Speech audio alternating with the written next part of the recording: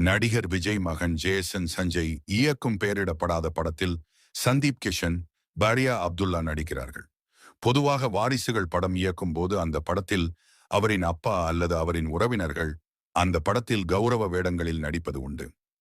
ஆனால் ஜனநாயகன் படத்துக்கு பின் வேறு படங்களில் நடிக்க மாட்டேன் என்று விஜய் சொல்லிவிட்டார். மகன் பட விஷயத்திலும் தலையிடுவது இல்லை. ஆகவே அவர் நடிக்க வாய்ப்பு இல்லை என்று கூறப்படுகிறது. இப்போது விஜய் எந்த படத்திலும் பாடமாட்டேன் என சொல்லலை. அதனால மகன் படத்துல பாடுவாரா? அதே போல ஜேசன் பாட்டியான ஷோபாவும் விஜய் நடித்த பல படங்கள்ல பாடியிருக்கிறார். அவர் பேரன் படத்துல பாடுவாரா?